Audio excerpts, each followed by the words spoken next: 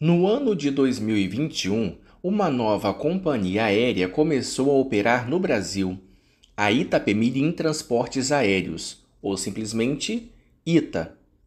A empresa entrou no mercado com a promessa de adquirir dezenas de aviões, voar para todas as regiões do país e tornar-se uma das principais companhias aéreas brasileiras. No entanto, não ocorreu conforme o planejado. Apenas alguns meses depois, em dezembro de 2021, a empresa anunciou uma suspensão temporária das operações. Na prática, a suspensão marcou o fim da breve trajetória da ITA. Antes da Itapemirim, diversas outras companhias aéreas já haviam cruzado os céus do Brasil, como as gigantes Varig, VASP e Transbrasil. Assim como a ITA, essas empresas também enfrentaram desafios, atravessaram crises financeiras severas e, eventualmente, encerraram as suas atividades. O setor aéreo brasileiro tem uma história marcada por dificuldades financeiras, falências e crises frequentes. Desde a década de 1990, diversas companhias aéreas que dominavam o mercado foram à falência, enquanto as empresas que ainda estão em operação enfrentam inúmeros desafios para se manterem competitivas e lucrativas, como a Azul, Latam, Gol e Voipés. Mas por que tantas companhias aéreas brasileiras faliram e as atuais enfrentam dificuldades? As razões para esse cenário são múltiplas e envolvem fatores internos e externos ao setor. Para entender, é necessário examinar aspectos econômicos, regulatórios, operacionais e de mercado que afetam a indústria. Um dos maiores desafios para a lucratividade das companhias aéreas brasileiras são os altos custos de operação. Manter uma companhia aérea envolve despesas gigantescas, como combustível, manutenção das aeronaves, aluguel dos aviões, salário dos funcionários e taxas de aeroportos. No Brasil, esses custos são ainda mais altos por vários motivos. O querosene de aviação é um dos principais gastos e, no Brasil, ele é mais caro do que em vários países, devido à alta carga de impostos e à pouca concorrência no setor de refino. Em 2021, por exemplo, o querosene de aviação representou até 40% dos custos operacionais de algumas companhias. Isso reduz significativamente as margens de lucro. Os aeroportos do Brasil estão entre os mais caros do mundo. Há custos para pousar, decolar e estacionar as aeronaves, além de outras taxas operacionais. Esses custos são repassados para o preço das passagens, o que torna o mercado mais sensível às flutuações econômicas e pressiona ainda mais as empresas. Muitas companhias aéreas alugam seus aviões de empresas estrangeiras, com contratos em dólar. A flutuação do câmbio afeta diretamente os custos. Durante períodos de desvalorização do real, como em 2020, o custo do leasing aumentou significativamente, agravando a situação das empresas. O setor aéreo do Brasil enfrenta uma das mais complexas e pesadas cargas tributárias do mundo. A burocracia e a regulamentação também são fatores que aumentam os custos e reduzem a flexibilidade das operações, impactando a capacidade das empresas de reagir rapidamente às mudanças de mercado. As companhias aéreas no Brasil enfrentam muitos processos devido a atrasos, cancelamentos de voos e extravio de bagagens, que afetam diretamente os direitos dos consumidores. A regulamentação brasileira, especialmente o Código de Defesa do Consumidor, é bastante rigorosa, o que facilita ações judiciais contra as empresas. Esses processos acarretam custos elevados em indenizações, despesas jurídicas e multas, além de prejudicarem a imagem das companhias, aumentando os custos operacionais e reduzindo a rentabilidade. Isso gera um ciclo de pressão financeira no setor. A demanda por voos no Brasil é fortemente influenciada pela situação econômica do país. Em períodos de crescimento econômico, mais pessoas viajam devido ao aumento da renda, como foi observado nos anos de boom econômico entre 2004 e 2012.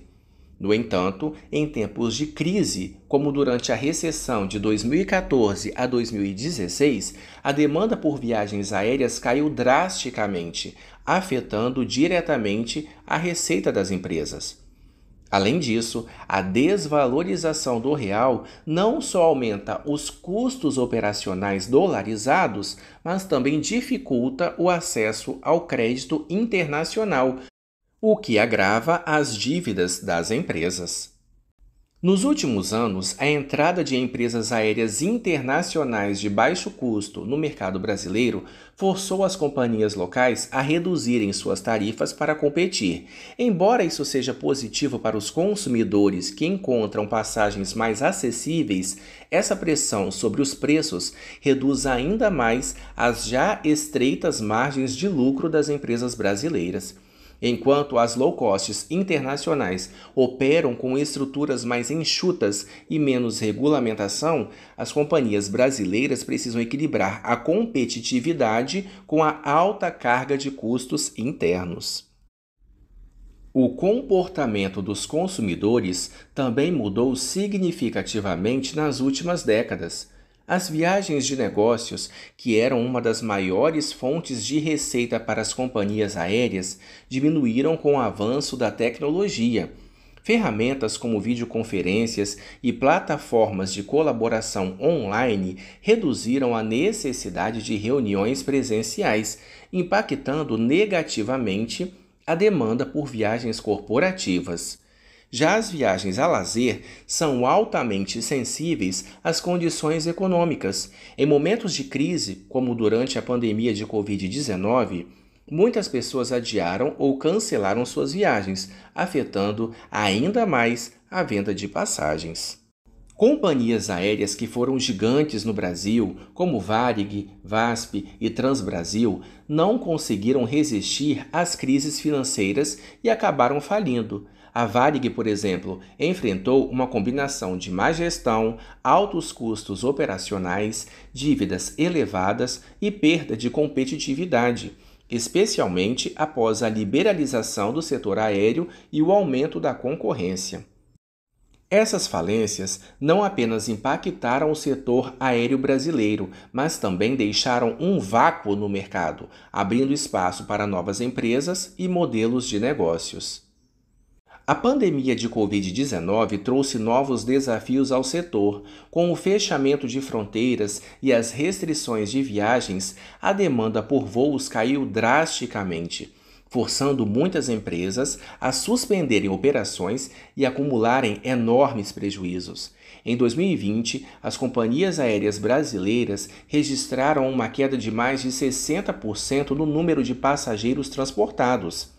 Embora o setor esteja em processo de recuperação, muitas empresas saíram da crise com altos níveis de endividamento, e a recuperação plena ainda depende de um cenário econômico estável e da retomada da demanda por viagens internacionais. Para sobreviver em um ambiente tão desafiador, as companhias aéreas adotaram várias estratégias, incluindo o ajuste de capacidade.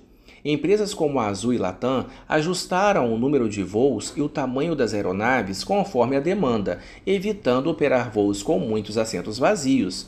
Isso foi crucial durante a pandemia para minimizar as perdas. As empresas também se esforçam para reduzir os custos operacionais. A Azul, por exemplo, anunciou recentemente o fim do serviço de bordo em voos curtos de até 45 minutos. Outras empresas investem na automatização de processos, como check-in automático e redução de pessoal. Também se empenham na área de inovação tecnológica e eficiência, investindo em aeronaves mais modernas e econômicas que consomem menos combustível.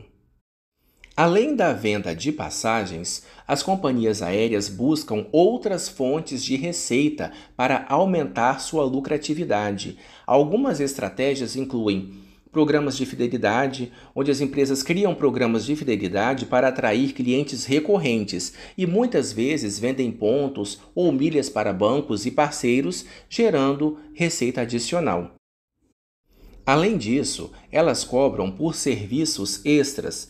Algumas companhias oferecem assentos com mais espaço, bagagens despachadas, embarque prioritário, entre outros serviços pagos à parte. Isso aumenta a receita sem depender do preço da passagem.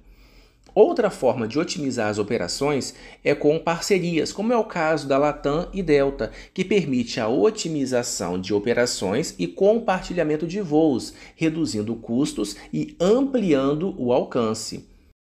O setor aéreo brasileiro continua a enfrentar uma turbulência de desafios. Apesar das dificuldades, as empresas que se adaptam às novas realidades de mercado e buscam inovação, como modernização de frota e parcerias estratégicas, têm maiores chances de se manter no ar. No entanto, para que a indústria possa prosperar no longo prazo, reformas estruturais e uma política econômica mais favorável serão fundamentais. E você já se perguntou por que não existem paraquedas em aviões comerciais? É isso que você confere no vídeo aqui ao lado.